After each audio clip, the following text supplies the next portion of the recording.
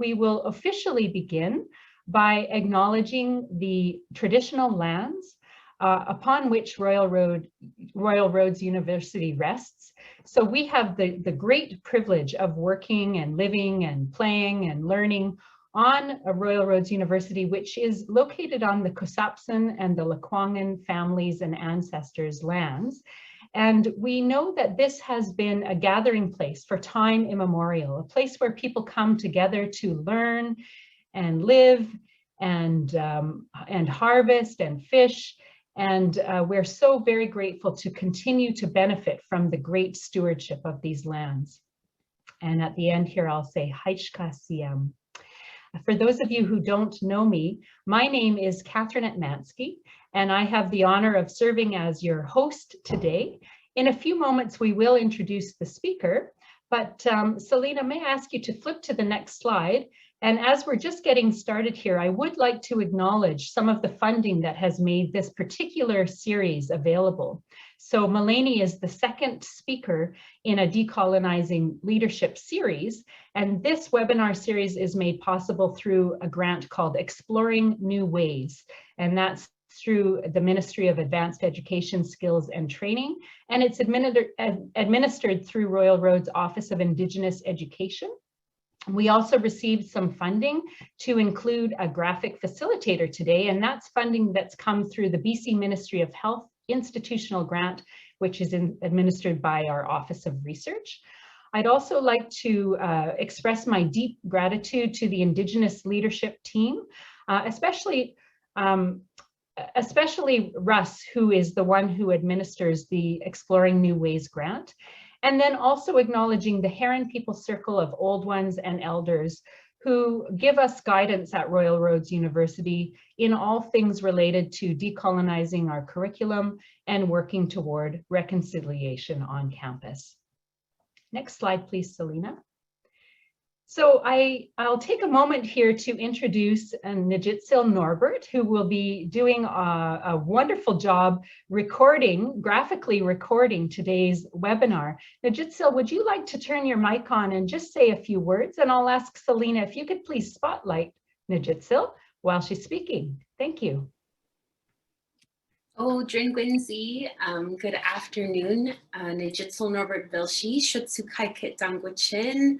I'm so honored to be here. My name is Nijitsil Norbert. I'm Gwichya Gwichin, and I'm actually zooming in all the way from Inuvik, Northwest Territories. So thank you for allowing me to be here. And I'm so excited to hear Melanie Goodchild's presentation. And what I'm going to be doing is I'm like a little informational fly on the wall that will take these stories, these messages, these learnings and teachings, and I will do my best to relay them back in a visual format. So I'm really excited to be here, and yeah, let's get going.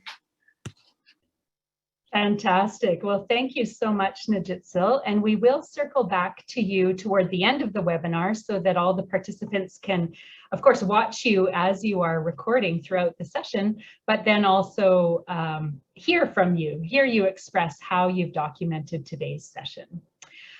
So for now, Selena, you could remove that spotlight and we'll go to the overview slide. Yes, thank you so much.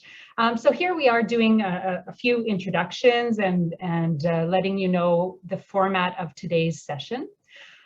Essentially, after this introduction, I'll introduce Cheryl Haycoop, who is the program head of the Masters of Arts in Leadership with a health specialization. And Cheryl has been instrumental in organizing this webinar series, and she'll just say a few words of introduction about Melanie. And of course, the bulk of our time will be spent with Melanie, hearing from Melanie. And as I mentioned earlier, toward the end, we will be compiling questions and we'll be sending those questions, speaking those questions back to Melanie. And then we'll circle back to Nijitsil and we'll offer a few means of staying connected with the future webinars that we have in this series and other ways that you might want to connect with Royal Roads University.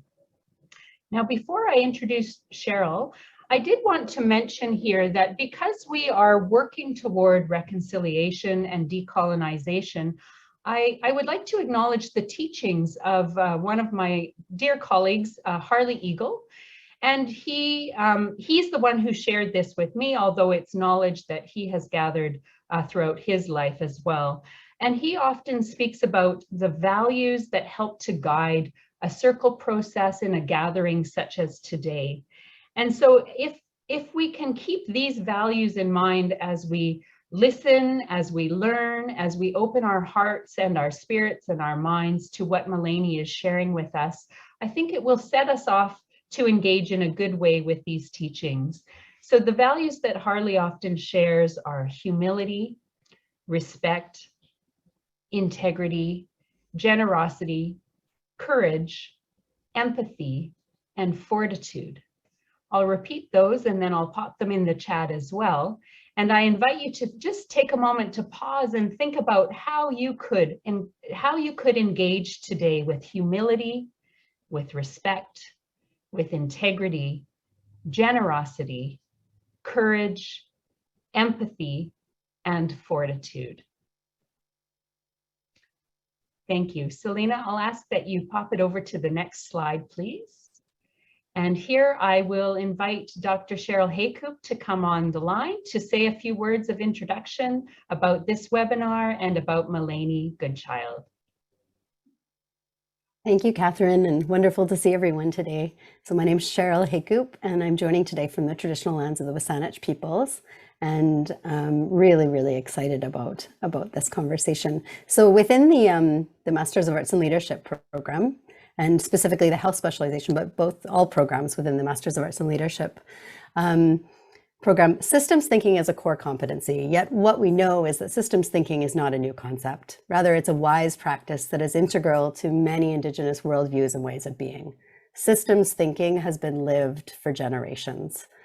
And Melanie Goodchild is an Anishinaabe complexity and systems thinking scholar. She lives this and breathes this. She is Moose Clan from Bidigong, Nishnabek, and Kataganzabi First Nations. She is currently also a PhD candidate in social and ecological sustainability at the University of Waterloo and a research fellow with the Waterloo Institute for Social Innovation and Resilience. She's also a proud member of the Iron Butt Association, riding her Harley-Davidson motorcycle 1,000 miles in 24 hours.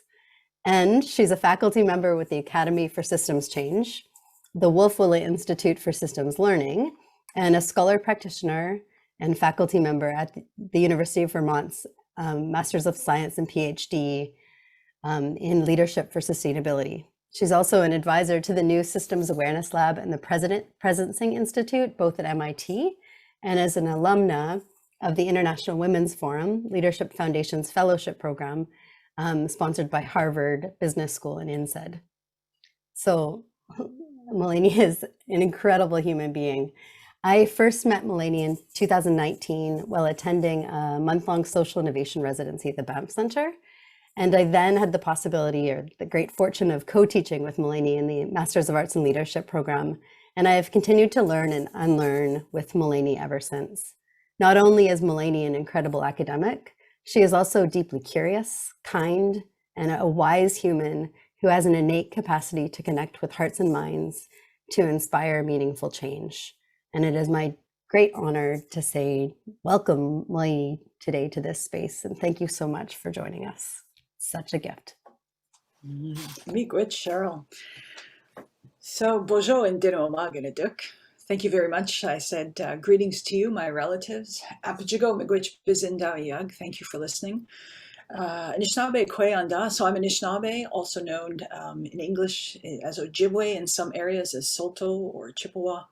Anishinaabe Kweyanda. So I'm an Anishinaabe woman. And Moose and Dodem, Moose Clan, Bigtagong, Nishnabeg, Jinakadesh, Kinago, Winjiayan. So that's the First Nation that I'm from. But I'm also from 3 other First Nations. So Kitagon, Zibi, and Donjaba, Arrowland in Donjaba, and Kuchiching and Donjaba in Treaty 3. And I'm here today in my traditional territory. So I'm in Bawating, which is the place of the rapids, which is part of the Three Fires Confederacy. The Three Fires are the Anishinaabe of Bawating, and the Potawatomi and Odawa, but I'm 10 minutes from my mom's home community of Kittigansee, Garden River First Nation. So just moved my family here. So some of you who I may have met before, I lived in Southern Ontario for 10 years, and some of the work I'm going to talk about today actually occurred while I was in that landscape in Niagara Falls. So tapped into the wisdom traditions of that land, that landscape, that water, Nibish, Nibi, and also got to spend some time with the Haudenosaunee Mohawk knowledge keepers and faith keepers there. So that's why it's important for me to situate myself here in this territory. Melanie Goodchild, Indigenous cause, Indigo Anishinaabe Hmong Dash. So I'm called Melanie in English, named after my dad, Delaney, my late dad, Delaney, and my mom, Melinda. So they halved it up and spelled it like Melanie. And my grandfather, Goodchild, was actually Good Bird, was his name before it was anglicized. And so my dad went to Indian residential school just up the road here in Spanish, so Spanish Indian residential school. And my mom went to Roman Catholic Indian day school just over here in Garden River.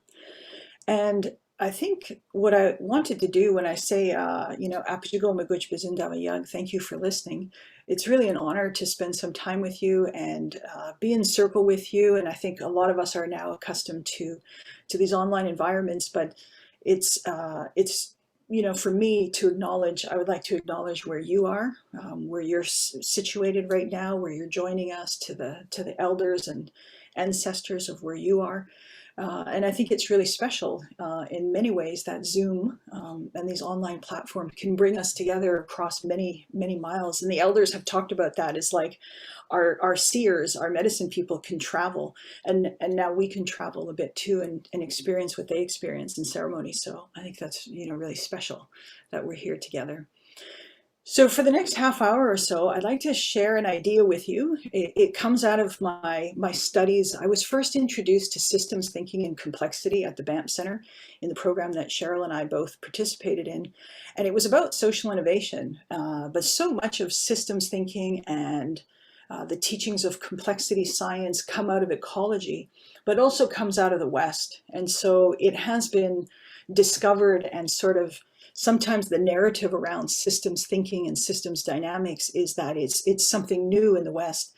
And as I think the invitation to this talk indicated, and Cheryl mentioned that systems thinking or irreducible wholeness, holistic thinking, really is part of the traditions of the traditional ways of coming to know of a lot of Indigenous peoples around the world. And I think a lot of people, we're all Indigenous to Mother Earth. So through the Enlightenment, through this, Cartesian thinking, the dualism, through Newtonian thinking, when the world was, looked at like a machine, a clock, we saw in the West I guess you might say a revitalizing of those holistic principles within Anishinaabe, Gikendaswin, our original ways of knowing, and Indamawin, our wisdom. Those ways of seeing the world, of making sense of the world, were protected, but they were also the targets of assimilation. They were the targets of the genocide. And I'm going to talk a little bit about our language and how our language encodes a complexity mindset. So I'm going to share my screen, and if you keep track of your questions, as Catherine mentioned, you can put those in the chat, and we'll leave some room at the end. But right now I'm going to share my screen to introduce you to this concept of relational systems thinking. So this is based on a paper that I wrote and published last year. And I co-wrote this paper with two Western systems thinkers, Peter Senge, who wrote a book called The Fifth Discipline, and Otto Scharmer, who wrote a book called Theory U. They're both senior lecturers at MIT. And as I was writing that paper, I was also working on another paper for my doctoral dissertation. And my uncle Dan Longboat, who's Haudenosaunee, he's my spiritually adopted uncle. And he said, well, if you're writing with those systems thinkers, you have to think about writing with our systems thinkers too. And so he brought together some Haudenosaunee. In the paper, we jokingly have called them the Haudenosaunee intelligentsia. So these Mohawk elders. And the reason that we wrote this paper was because of this beautiful quote, I think, from John Mohawk, the late John Mohawk, who was Seneca. My Uncle Dan gets a kick out of that he was Seneca, and his name is John Mohawk. Anyway, we have people now who are very clearly among the best scientists who are willing to agree that there are limits to the knowledge that science can have about nature. We're reaching a place in which there's ever wider agreement that poetry gives us as much information about our relationship with the universe as telescopes do, and that those two strains can live together and complement one another harmoniously. Those two things can happen, and that's actually not dissimilar to my culture, he says, which asserts that on the one hand, there are dreams and visions, and on the other hand, there's a responsibility to maintain a clear vision of reality.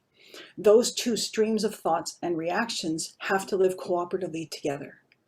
And I discovered this quote after I had written the paper, but I think it really sums up what this idea of relational systems thinking is. It's about finding a way, a practice. It's like an Indigenous standpoint theory on accessing a complexity mindset, which is about holding those two streams of thought that he talks about. And those two streams will be, I think, a little more apparent in a moment when I talk about the Tura Wampum Belt, which is where this work comes from. So in the area that I lived in when I was doing most of my dissertation, it was Niagara Falls, Ontario, on the west side of the Niagara River. The original treaty in that area, that's the part of the Haudenosaunee Confederacy.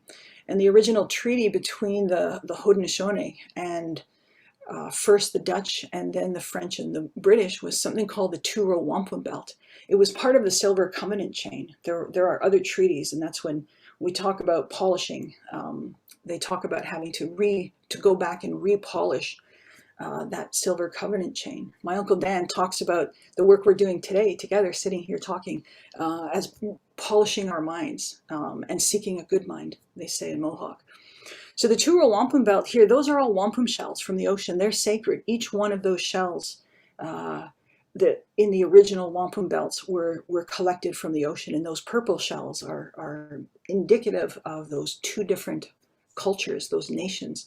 So that's the birch bark canoe of the Mohawk peoples, and that's the Dutch merchant sailing ship, and those white beads represent the river of life. And so these two cultures are sharing the river of life together, and they are equal but differentiated. So it's a treaty of peace, friendship, respect.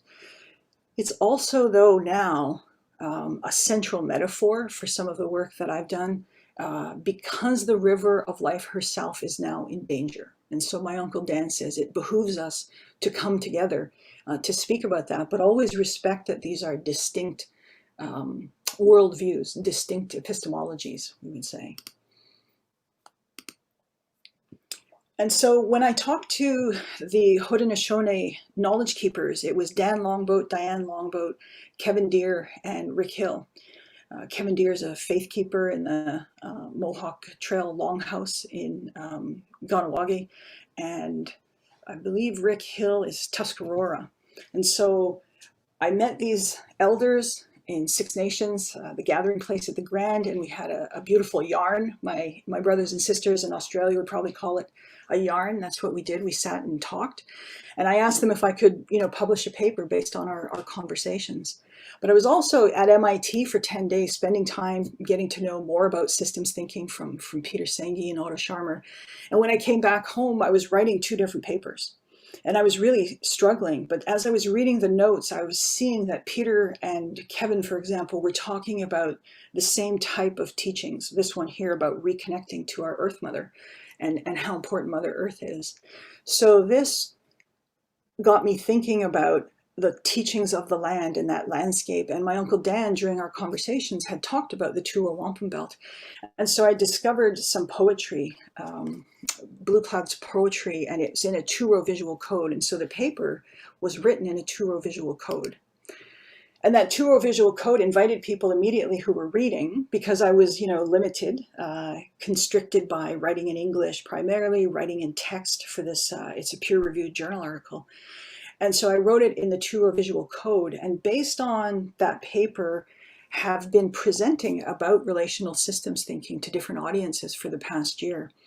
I found out from the journal last night, the editorial team, that the original article has been viewed and downloaded 17,334 times.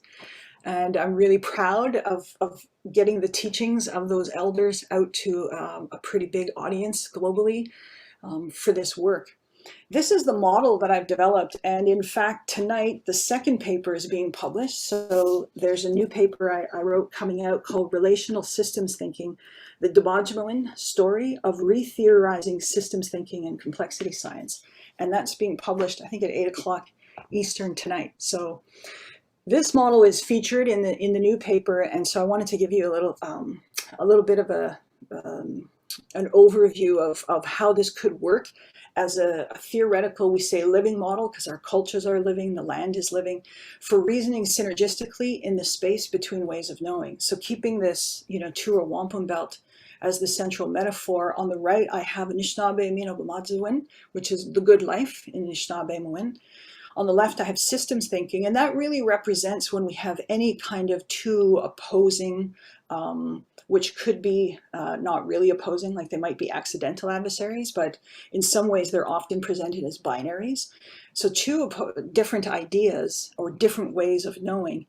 And in between, so the river of life between, that's that bridge between those ways of knowing. It does build on Two-Eyed Seeing by Albert Marshall. It builds on Ethical Space by Cree scholar Willie Ermine.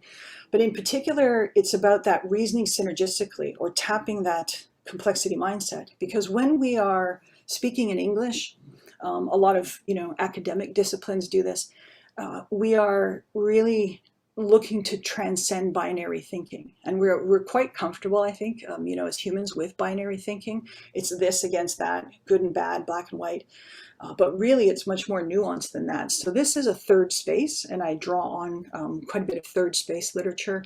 It's also about tapping into spiritual, mental, physical, and emotional frequencies in that space between. So it's not purely intellectual, it's heart and mind.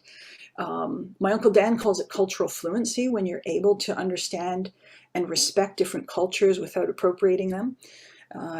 There's about relational methodologies. So we've done a lot of embodied practice, Qigong, Tea, all kinds of methodologies to explore this.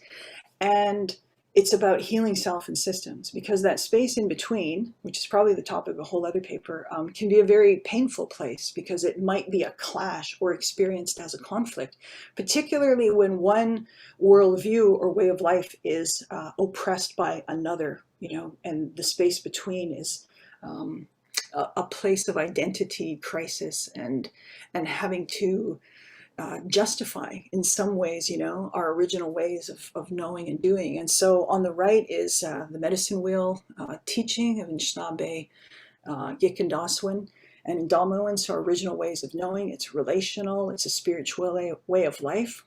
I often speak about the Minigojawin, the sacred knowledge bundle that we all have. So the sacred knowledge bundle is there. And then on the left is systems thinking from the West. And while within a certain wisdom tradition in systems dynamics, it came out of computers and network theory and ecology, we started to hear about these complex adaptive systems. So complex because they're diverse, adaptive because they have the capacity to learn, and systems. So they have interrelated parts, but it's the relationships between those parts that are so important. And that's what came through Western systems thinking, that term, and was for some identified as something new. It also helped uncover that we were focusing a lot, and I say we as humanity, I'm kind of talking about humanity here, focusing a lot on event level phenomenon, and we were really missing all of the things going on underneath, the structures, the patterns, and the mental models. And so I talk quite a bit about mental models in some of this work. And so the space between is a sacred place, and it's the place of the river between the ship and the canoe. I think this is kind of worth sharing here at length, because this is quoted, quoting Rick Hill. Only a part of this made it into the paper, but this was his full quote. What does it take to empower the next generation of thinkers? For Haudenosaunee, here every year they have a recitation of the prophecy, and he was talking about the Code of Handsome Lake, the message we received in 1799. So people are fairly knowledgeable about that. The last 7 years, we've been doing a recitation of the Great Law in all of our communities, and we're getting better on that. But what we haven't done is a regular recitation of our creation story. That is the roadmap to this interconnected web that is the ultimate system that we exist by. And I think in the end, if you compare Anishinaabe creation and Haudenosaunee creation in this region, there's a commonality about why the world was created and why humans were created to inhabit the land, which is Turtle Island on the back of a turtle.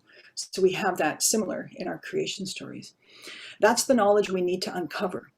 I was working on this project called a cosmogram of our universe through Haudenosaunee eyes, to revisualize, because you have to have that when you start looking at the language. It explains things a little differently. I think that's important when you can revisualize creation as a whole entity, a functioning entity beyond the sky world to below the turtle. When you revision it in 3 dimensions in Dolby Stereo, that's my favorite quote, you will then innately understand your relationship and your space in that universe. And you won't need a textbook or somebody to explain to you what you need to be doing. You will embrace it. That's what I meant by having faith in the unseen. It's worked for 10,000 years. It's begging us now to re-engage with it. But we get so distracted trying to change things, change education here and there. I think we've stifled the ability of our kids to feel that vibrational energy message from the earth. So in the second paper that's coming out, I quote Arkin Lashwala, who's an elder from Peru. And this quote kind of sums up a little bit about what relational systems thinking as a practice is. He says, "I can now practice a way of reasoning that does not take sides, but instead allows 2 opposites to dance together until the face of a third presence starts showing up." In this quote, and it's much longer in his book, Deer and Thunder, he's talking about how in his language, his Indigenous language, they don't have the binaries like the opposites that we have in English. And so, for example, he talks about the word, like there's no word for dislike or word for hate. So you have to explain that. And I thought that was, really exactly what I was thinking about when I wrote the paper and presented this idea of relational systems thinking, that you're dancing with 2 opposites potentially until the face of a third presence shows up. So I gave this, the second part of my presentation here in the next 10 or 15 minutes is going to be about Anishinaabe Mwin. And I gave this same presentation to Anishinaabe Moda, which is a program that they run at 7 Generations Education Institute back home in Treaty 3. That's my grandmother's traditional territory. And I lived there for quite some time and worked and taught there. And so I presented this to them because it was really interesting to present the same material to language speakers and people that are working to protect and revitalize our languages. And they found it really interesting. So hopefully you will too. So when I was writing my comprehensive exam, which is a 10,000 word essay in the field I'm studying, social and ecological sustainability, I had to bring together 3 different streams of, they call it like discourse, so resilience thinking, ecology. And for me, I looked at traditional ecological knowledge, as it's called, TEK. But I kept reading about resilience, and the definition that I read was the capacity of a system to absorb disturbance and reorganize so as to retain essentially the same function, structure, and feedbacks, so to have the same identity. That's Walker and Salt, but it's also based on C.S. Holling's work, who talked about, the capacity of a system to absorb a shock and then not flip into something unrecognizable. So for example, when a lake dies and it's no longer a lake, there's no water there, there's just, a sand bed, that's the lack of resilience, right? And so I kept thinking about, though, how our elders speak when they speak in the language.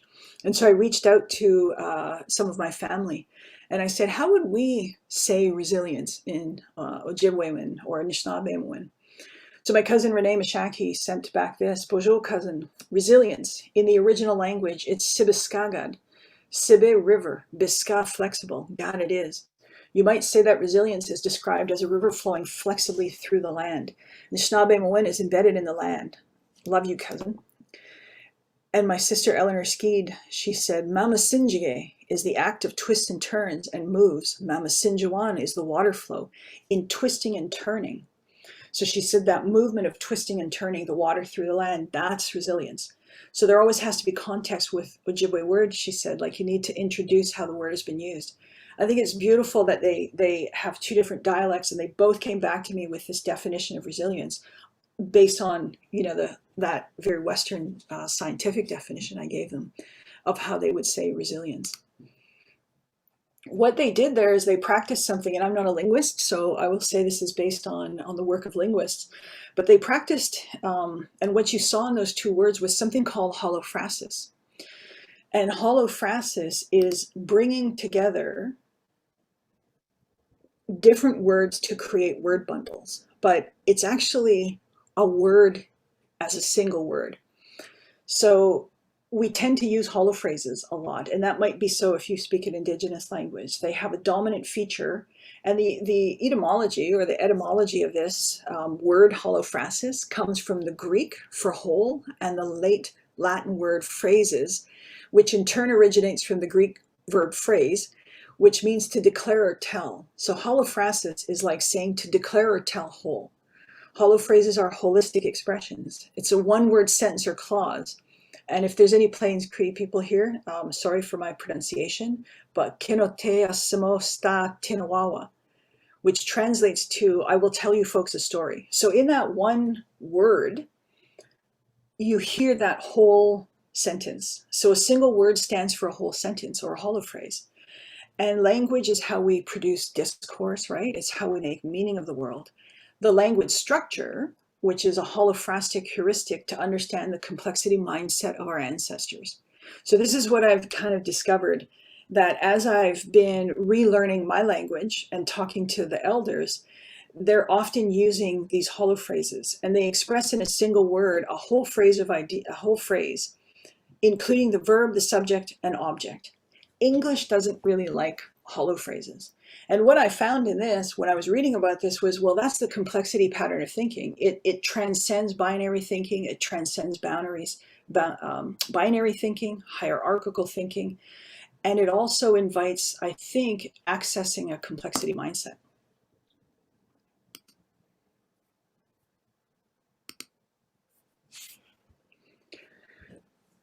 One of the issues with Indigenous languages is that they're often then translated back to English.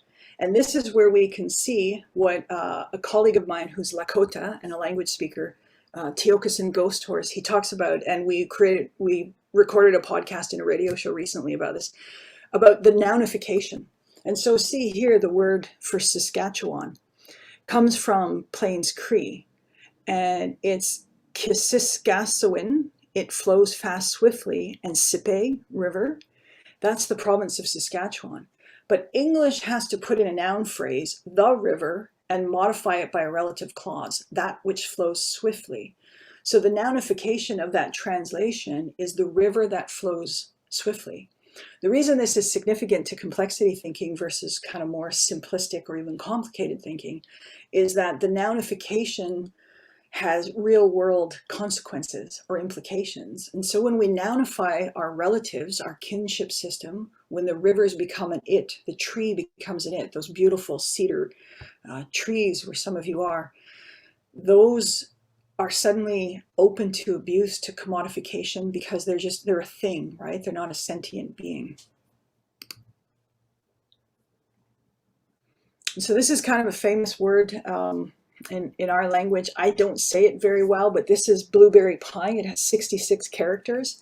The best way to say that is to break it down into the four parts that create the holophrase. So Minabash Kimisinigane, blueberries that are cooked, Bitusijigane, something in between something, Ibadagiwi Gwishigane, flattened, and Balwajigane, bread flour making blueberry crust. So the central component of Indigenous languages is almost always the verb. In fact, Tiokasin shared that you can have a full conversation in Lakota for a couple of hours and never say a noun. So these are some that I won't try to say, but you can see they have a high degree of expressivity. And English is not able to express a sentence, subject, or object as part of its verb. So this is all based on the work of Marike Newhouse 2015, a beautiful book called The Indigenizing Poetics of Indigenous, no, the Decolonizing Poetics of Indigenous Literature. And so there's a Mohawk word that expresses a full thought, Plains Cree, and Inuvialuktun. That one word says, I do not think I will go to the new store with you. So I came across this word here, Jimisawa, which this elder Earl translated as positive window shopping for your future. Because of the work I do in kind of leadership, I do some kind of futures forecasting with the Presencing Institute, Three Horizons. There's a number of methodologies, labs, that I kind of work with different teams. And this is usually what we're doing. You know, we're looking into the future to transform systems. And so I asked my sister Eleanor Skeed from Wajushkanagam in Treaty 3, what does that mean to her? And I didn't give her, you know, Earl's translation. And she said, well, the way I would relate to that word, it was looking at pastry and the goodies behind the glass and hoping for them when I was a kid.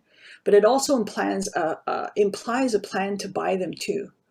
So she said, it's kind of like, let's show him or her so he or she could wish. Jimis is to desire for, to wish. So then I told her that he translated this, you know, as positive window shopping for your future. And she said, yeah, that's what we're doing. So that's how I would kind of define and think about that in relationship to leadership, for example. It's, you know, we're positive window shopping for our future. And for us as Anishinaabe, we always keep in mind what supports Anishinaabe Mino Bamatsuwin, the good life. And that means living to our fullest potential. So in the last couple of minutes, I'd like to invite you to take out a piece of paper if you have something nearby, or a pen, but you can also just meditate on this. This is an invitation to practice holophrasis, to access our complexity or metaphoric minds. And the metaphoric mind, you can read about that in Gregory Kahete's work on Native Science, or you can read my colleague Tyson Young-Comporta's book, Sand Talk, How Indigenous Thinking Can Save the World. He talks about 5 different minds, and metaphor mind is one of those minds. So here's the invitation. We'll take a couple of minutes. I'll just leave you in silence for a couple of minutes with this invitation. Let's give a holophrastic reading to your mental models. And so mental models coming out of you know, Western systems theory and systems work. Peter talks about this. Peter Senge talks about this. Mental models is how we're making sense of reality of the world, and it can be something quite simple as an assumption, a belief, or even a theory that we really helps us make sense of what we think is going on. But when we challenge our own mental models, when we challenge those assumptions, it can be very destabilizing, very uncomfortable. And this is an exercise I created that I think has helped folks access those mental models. So your invitation for the next couple of minutes is to choose an English word that you are emotionally attached to in your current systems change work, in your leadership practice. And it really kind of defines your purpose. Let's pretend that word doesn't exist in the English language. I'd like you to tell the story of that word so that we understand the complexity mindset needed to sense into it with you. So for example, if I chose the word decolonization, I could have said indigenization. Depending on the type of work you do, it could be liberation, could be peace, could be leadership, well-being. The word that you kind of is your go-to word to try to describe what you're doing in the world. And how would you tell the story of it? So I chose some photographs here. It's a journey, it's on the land, there's ishkode, that's fire, nibe, water, it's planting something. So these are the ideas that came to me. And if we had more time and the structure, we would kind of break you into groups to share this. But for now, for today, just take a couple of minutes and start thinking about that word. And I would invite you to type not the word, but the story into the chat. And then people can go through and see what that is. And it's going to be interesting because you're going to hopefully re-engage with that word, because we tend to choose the words that we think represent our mental model, but we don't always surface what that mental model is. So that's the invitation.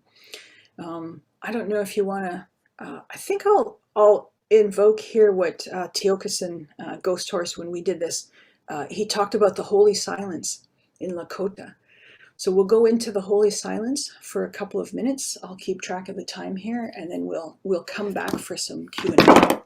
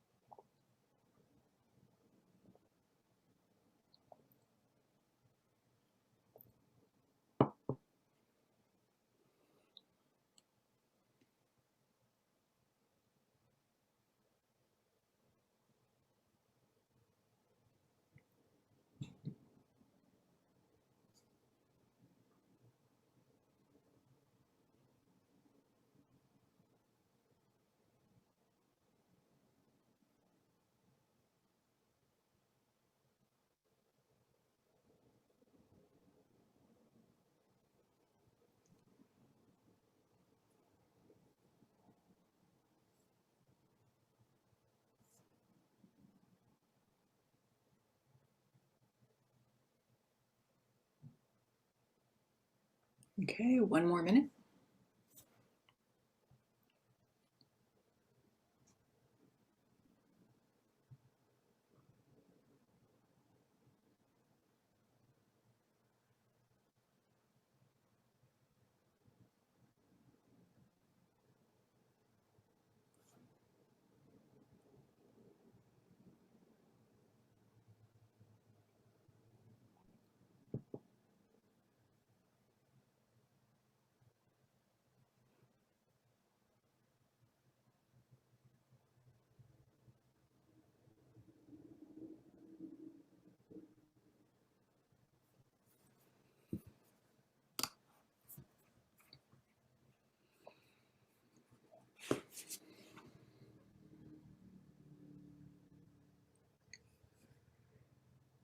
And so I invite you, as we move into a Q&A session, to please, share your relational word bundle. I think that's what you're probably creating, because you're using words, and you know, I've seen words in many different languages when we've done this in different settings. So, you know, there's words that just don't exist in English, and you see how different cultures and worldviews encode how they experience and make sense of the world in their language. So in Japanese or in Polish, there's just a word that you can't quite convey in English.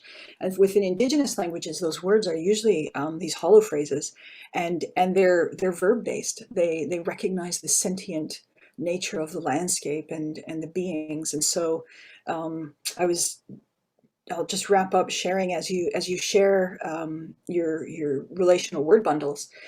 You know, most of us might guess, and you can guess what the word is, but it's really about engaging with the deeper complexity of what that word represents for you, the mental models that you have around why, you know, you're kind of, and why you're emotionally attached. It works best if you choose a word that's like, I say that all the time. This is how I define me and my work. And I'll just say, in terms of that sentient landscape, I was talking to a Hawaiian elder, and they make these beautiful, and I know that's, you know, the case there, and on the island, these beautiful sort of seafaring canoes to go on the ocean. And he said that they would go, and that when they make these big canoes, they sing to the trees. And he said he was with some elders, and they were singing to the trees, and one tree replied back, "Move on, I'm only 400 years old." I think that's just like such a beautiful anecdote to say, that story in itself, you know, probably conveys all of the complexity and the beauty of a lot of Indigenous wisdom traditions and how they can complement. And that's what relational systems thinking really is. It's an invitation to work in that space between different ways of knowing. So Apijigo Miigwech Bizindavayag, thank you for listening. And I'm going to try to take a look at some of the chat, and then I think we're opening it up to questions and answers. Thank you so much for that, Melanie, and such incredible insights and new ways of thinking about things. And, you know, the one question that I'm sitting with right now is something that you said earlier is how can, you know, thinking about as a mother, how can I encourage my own child to hear the vibrational energy of the earth, to continue to hear that, because he hears it already, and how do I continue to nurture that? So just thank you for that, you know, that teaching amongst so many more. And questions are just starting to come in now. So just as folks bring in their questions, but so much gratitude expressed in the chat already for you and the work that you're doing. And we've had questions about, you know, can we get a reading list of some of the resources that Melanie mentioned so we can work together on capturing some of those afterwards. But maybe as questions were coming in, I'd like to just read some of the things that are actually here, just related to the relational systems thinking that we just explored together. So I'm just going to jump at a few, but bringing together light and darkness, strength, truth seeing, and good humor, giving what I can, feeding, helping, listening, laughing, being and doing while also being, presence, allowing whatever is to be, allowing the full catastrophe of life, strong heart to overcome challenges to come, free choice, ability to make my own decision without interference from others, restoring relationships and healing professionals, shining light in darkness, taking off blinders and helping create maps to a better future. Such a beautiful exercise. So I just want to say thank you so very much for those, for the new and another way of thinking about systems thinking and the language that we use. So just if folks do have questions, feel free to pop them in the chat, and then we'll facilitate a bit of a Q&A. Here again, words of gratitude just pouring in.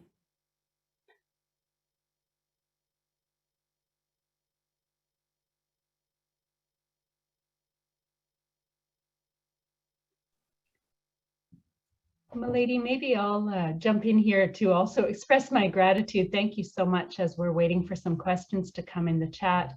I wonder, as we compile the resources later, some of the authors who you mentioned, did you also mention a podcast at one point? You have a podcast. Is there a link, an easy link to that we could pop in the chat for folks as well? Actually, there's a couple of podcasts that I've recorded in conversation. So there's one that's yet to be released with Tyson Youngcomporta and myself and David Snowden, talking about complexity and a complexity mindset. And then Tiokasin Ghost Horse and I recorded a radio show that's also available as a podcast. So I'll have to find those links. But Tiokasin and I have worked together a few times now. And it's really beautiful because from his Lakota language speaking, you know, he shares different insights. And when we did this exercise about, you know, pretend this English word doesn't exist, he reversed it and he says, you know, in Lakota, there's no word for art.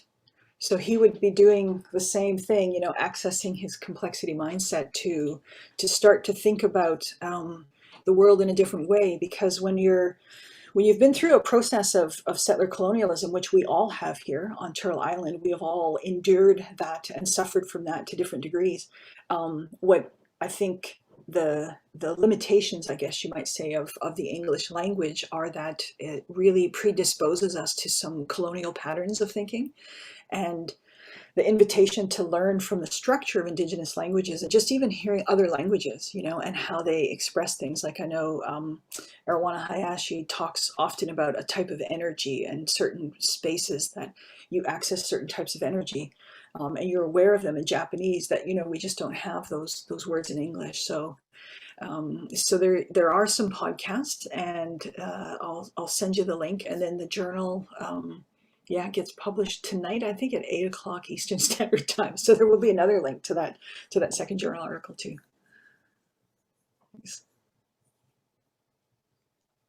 Thanks, Melanie. Appreciate that. So there is a question here in the chat about cultural appropriation and understanding culture without appropriation. And could you expand a bit more on that in terms of what that means to you? Yeah, no, that's a really, that's an important question. And so when my Uncle Dan talks about cultural fluency, he does speak about the capacity of Indigenous peoples to understand each other's cultures and practice cultural fluency. And I think cultural fluency is the opposite of appropriation. And so, there's certain practices, I guess, or characteristics within when you're speaking about another culture, learning from another culture, you go into, I think, the realm of appropriation when it's done without humility, without permission, without respect, without attribution to where you learned it.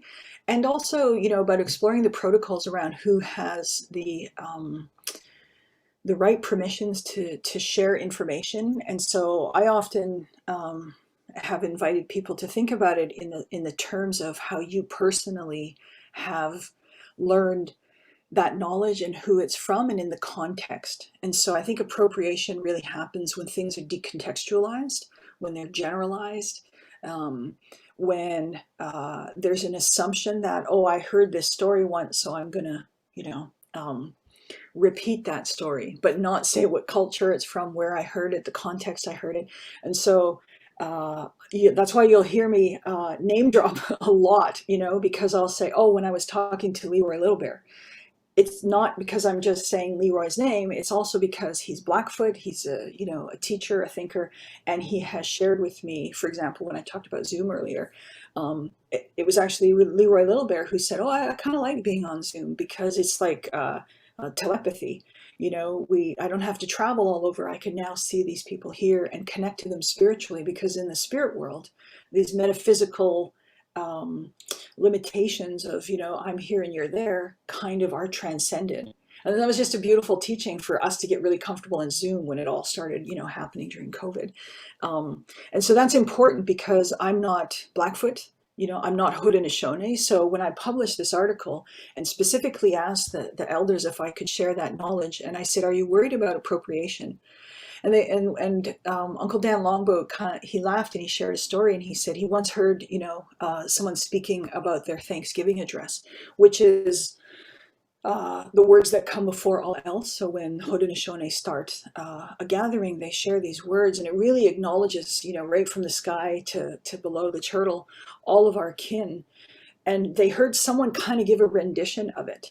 And one of their elders said, well, there's some things we want them to appropriate. And they kind of, they laughed, and they said, because really what he said is, you're just learning a sliver of what this world view, this knowledge system, this culture, these ceremonies, you're learning a sliver of it.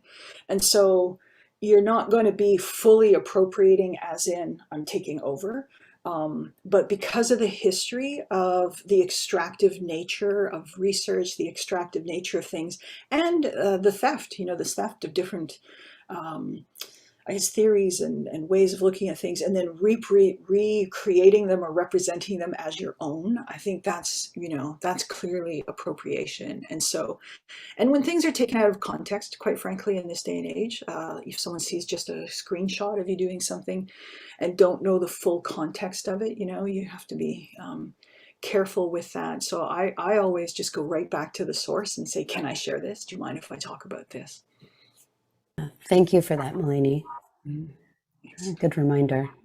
We're honoring where it came from, giving some context, and ensuring that you can share that information. Wonderful. There's a question here from Jen, and she's asking, could you speak a bit more to your thinking about bridging and building upon existing systems on the one hand, and then on the other hand, disrupting systems enough to allow for healing, wholeness, reciprocity, and kinship to emerge. So how do we bridge and build upon existing systems, but also disrupt systems? Just if you could speak to your thinking on that. Yeah, for sure. So, I think, the idea of relational systems thinking, as I build on some work in the new paper on the nexus of Indigenous worldviews and Western worldviews, and how that nexus is often presented as just binaries, like the opposite, and then it's very hierarchical. Like in some cases, Indigenous is better than Western, or Western is Indigenous than, better than Indigenous. And so the disrupting and transforming systems, there's always the question of, can I deconstruct something and at the same time not reinscribe or reify what I'm deconstructing, because I have to name it. I mean, that's the issue with decolonization. It's always, there's a D, so colonization becomes the measure against which you're speaking about everything. That's the reference point. So to recenter, say, Indigenous wisdom for systems transformation, I think that quite a bit of that is done somatically, has been my experience. And so the transforming systems, when you go out on the land, when you're engaging with the language, when you're speaking to, so for example, quite a bit of work recently for me has come around metrics. So like big organizations, foundations, I'm working with a group that's using data from the US Census Bureau, for example, around how do we measure well-being, right? And how do we shift from the GDP to like the government of Bhutan, who's doing gross national happiness. And so shifting metrics and transforming systems, we're always talking about leverage points. And I think that relational systems thinking and the space in between, it's an entry point when you have really polarized situations in view. So I've had doctors, lawyers, different people in different fields say, I've given the paper because it's a way for people to understand that this system of knowing, or this knowledge system, like say Indigenous knowledge, ways of coming to know, could be quite foreign to them. And it's an entry point that seeks consent, I think, in many ways. And I'll often start talks with, I'm going to introduce you some different ways of thinking, and I hope you hang on here so that you can, see if it kind of jives with your mental model, or maybe it shifts your mental model. So, so it's really kind of geared at systems thinkers and people already using that in their practice in some ways. It's also an introduction, I think, to systems thinking. I go a little more into like, what does that actual mean, that phrase, because the systemic view of life is about irreducible wholeness and relationships. And I think we tend to slip into a more simplistic framework and binary thinking because we're almost like socialized to do that. It's this or that. And the space in between is just too ambiguous and fraught with sometimes pain or discomfort that we don't want to go there. So that's kind of a long response to that question, but thank you. Melanie, your words are so powerful, and a number of people are putting in the chat they could keep listening for a long time. We do have a couple more questions. What I'd like to do is combine them, and then we can pop over and take a look at what Nijit still has been drawing for us here during the session too. But just to wrap up with these final questions, two of them were similar and one was a little bit different. So one from Brenda was talking about a sign language. So she said there are many elements in American Sign Language that are not in English, to your very point there, Melanie. I'm very interested in Indigenous sign languages, which has recently been recognized in Canada as an official language. I'm starting to collect stories and experiences from Indigenous deaf community members, and I wonder if you had any opportunity to meet Indigenous deaf community members working to restore Indigenous sign language. So that's one question. I'll just pause so that you can remember that one question. And then the other two questions were different but similar. So one from Adam: what does research in complex and adaptive systems tell us about how to challenge epistemic racism, which they define as valuing the meaning-making processes of one culture over another, and bring about meaningful change? So what does research into complex adaptive systems tell us about how to challenge epistemic racism and bring about meaningful change? And then a number of comments around that, but perhaps you could start with that piece, systems and epistemic racism. And then the other question Can you speak to emergent properties in complex systems, that the relationships or connections between system components has the potential for emergence beyond what would be expected or predicted?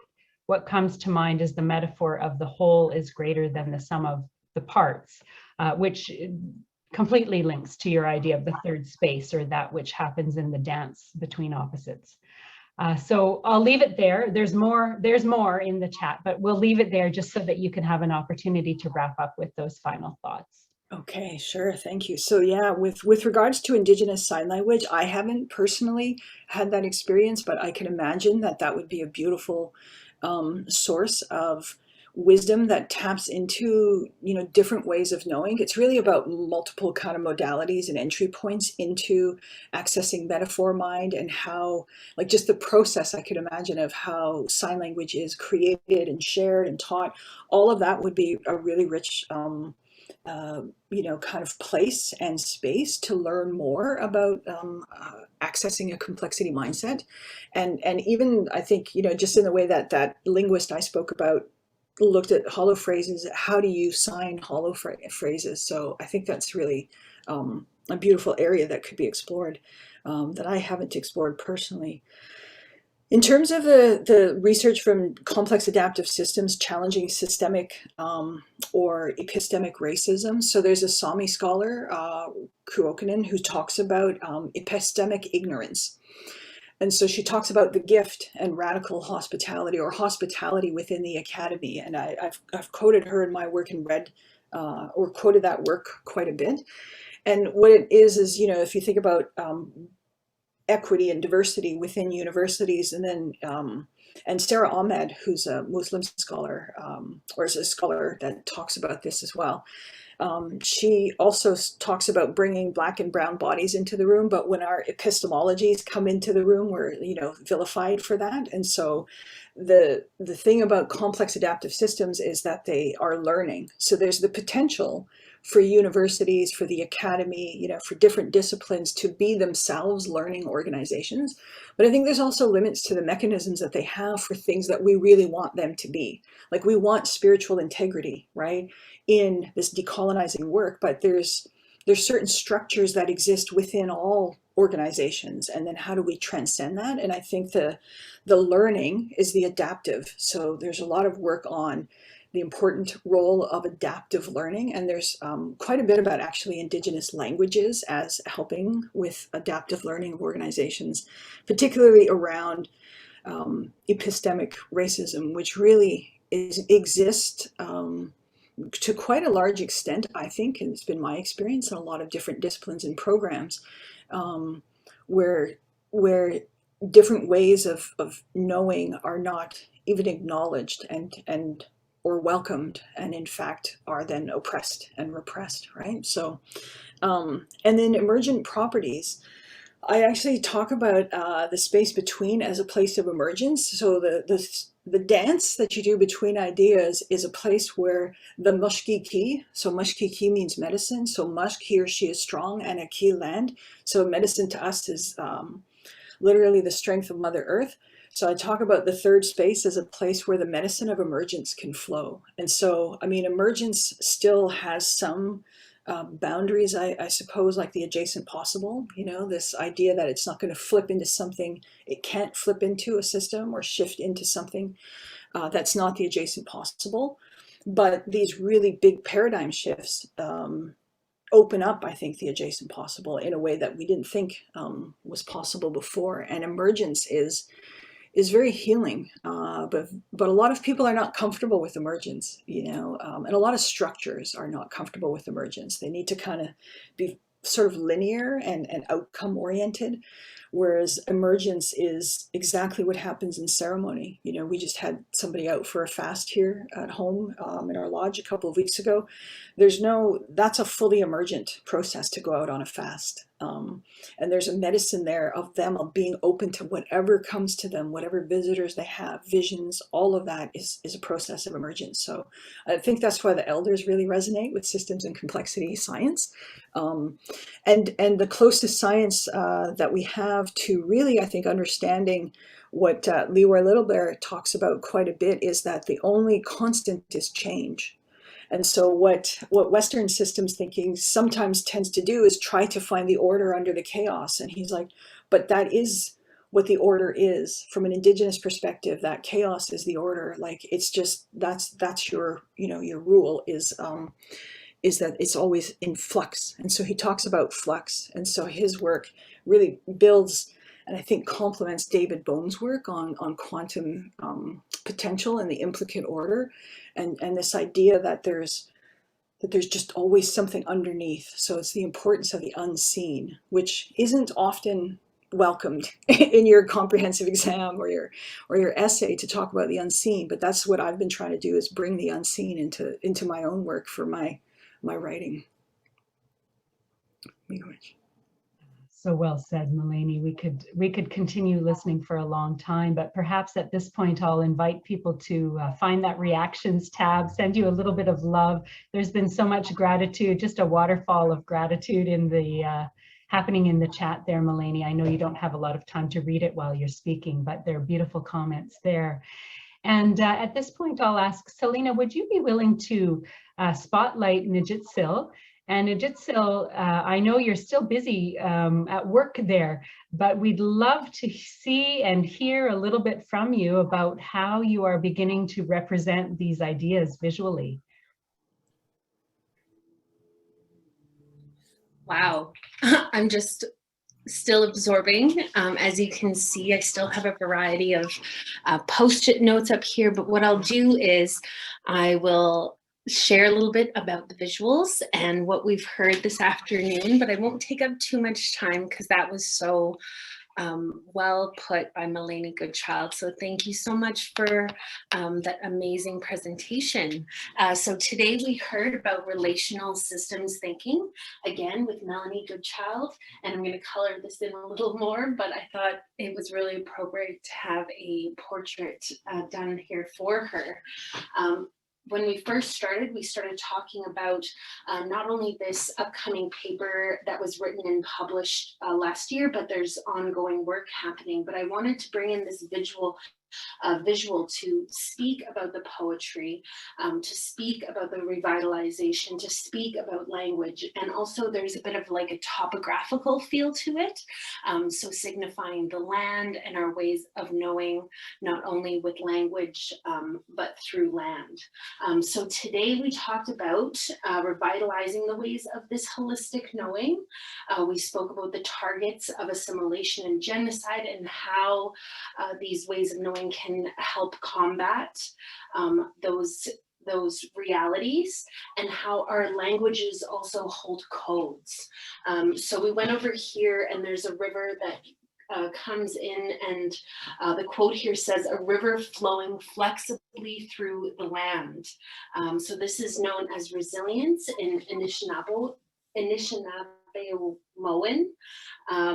Sipi Zagadad. Sorry, I apologize. I know Gwich'in, but I'm not sure how to say the other languages. But I wanted to highlight this importance here. And then, as you can see on the bottom, we have this 2-row wampum belt that continues through the entirety of the poster. And in here, you're going to see a figure. And when I was thinking about the concept of the day's topic, I thought that this mind and the way that we flow and the way that we think is ever expansive. So as you can see here, this figure is dreaming and thinking and evolving and growing. We then spoke about how the 2-row wampum belt is known for its treaty meaning, but also the fact that there needs to be a constant polishing, repolishing of these narratives of this relationship, so that we are walking beside one another, but not overlapping in our choices of history and the ways of knowing. Also, the river of life is now endangered. So again, harking back to this river here, we spoke about identity, justification of our original ways of knowing, going back to these ideas of colonizing, decolonizing, as well as the ideas of a relational and a spiritual way of life. So there was a lot mentioned in the messages of, again, like this figure here, like the expansive nature into how these relational systems of thinking are seen from an Indigenous perspective. I love this. This is going to give me a good visual later, but the sacred knowledge bundles. And also, again, we came back a few times to this third way of thinking, this third space where the emergence of medicine can flow. And also, again, it's Indigenous rooted and it's based in holistic ways of thinking and knowing. We spoke about mental models. The space between is important. Again, harking back to the wampum belt, that the space between is important. And also the idea of this interconnected web. These are going to be some very good visuals added in later on. And of course, we heard this amazing term, holophrasis, the bringing together of words to create word bundles. We then spoke about the positive window shopping for our future by Earl Ochiwinagan. We spoke about the good life, and I wanted to share that the Gwich'in are also known for a similar phrase called, if you're going to do it in a good way. Even if you have to be tough or you have to confront something, you always do it in a good way. So I really love that there's this broader understanding of the good life. We also saw this beautiful image of a blueberry pie, which for me signified, the lushness of the language, the depth of the language, and the care that is needed within the language.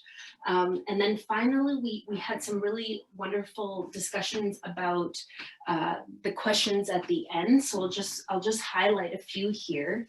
So relational systems thinking is an entry point for those with vastly different ways of knowing. And that with this relearning, there can be pain and discomfort for those who are relearning or unlearning. The colonial patterns of thinking versus the energy and awareness thinking, I thought was a really interesting comment. And then finally, deconstructing without losing meaning and recenter Indigenous wisdom. So I'll just leave you with all those thoughts. Again, these are not finalized on the paper, but what will happen is that I will complete this. I will send it to the organizers and they can share it broadly and you will see the final piece. So I'm just so thrilled. Thank you for letting me be here today. And thank you, Melanie and the Royal Roads team for having me. What a lovely day. Oh, Miigwech, thank you. It's so beautiful. Wait, I forgot something. I was standing in front of it. I apologize. There was this beautiful quote by Arkin Lushwale. I can now practice a way of reasoning that does not take sides, but instead allows two opposites to dance together until the face of a third present starts showing up. So that's our final quote. Thank you. Beautiful, beautiful, Nijitsil. So well done. What a lovely way to capture the key lessons from today.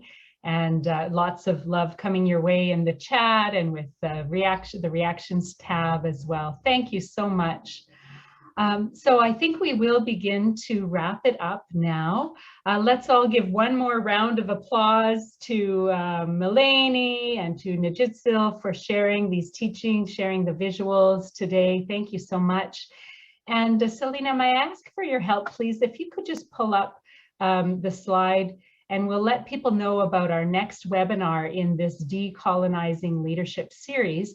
The next one is with Harley Eagle, and he'll be talking about a trauma-informed approach to cultural safety. And that's happening a little ways out from now, Monday, June 20th, right around National Indigenous Peoples Day. And that'll be in the morning Pacific time, so mark your own time zone for that. And Selena has popped in the chat where you can register for that if you haven't done so already. Next slide, please, Selena. And here we wanted to briefly mention, because Cheryl Haycoop at the beginning of the session talked a bit about the Masters of Arts in Leadership with a Health specialization, the School of Leadership Studies, which is sort of behind the organizing of this series, we run a number of different programs. And we know that some of you may not be interested, but for those who are interested, you can find out more about all of these programs online. There's a Masters of Arts in Leadership with a multi-sectoral perspective, that bringing people in from all different kinds of careers and experiences. We also have an executive leadership specialization. We've got a number of graduate certificates and graduate diplomas that ladder up into these programs, one focused on values-based leadership, for example. And then we have a whole suite of programs in global leadership. So we have an on-campus version, a blended version, a certificate, and a diploma. So lots of different options for any of you who are interested in learning more about systems thinking. And we're delighted that this work, Melanie's talk, will be integrated into the curriculum of these programs. Next slide, please, Selena. This is how you can find out more if you're interested. There are a number of email addresses and phone numbers here. If you'd like to get in touch with us in the School of Leadership Studies, there's a general email address, leadership.admin@royalroads.ca, and any of the other information there if you're interested in admissions, etc. And Selena, on the last slide, I believe it has ways to connect with us through social media, online, of course, through Twitter, etc. So please do stay in touch. Hope you can join us for the next session with Harley Eagle. And if you wouldn't mind just stopping the share here. There we go. There's the whole screen with everybody on it. Let's give one last round of applause to Melanie. Thank you so much for being with us today, Melanie. Thank you to all of you who joined us. Have a beautiful day. Let's walk forward together with these teachings in our heart and see what kind of systems change we're actually able to affect. Thank you so much.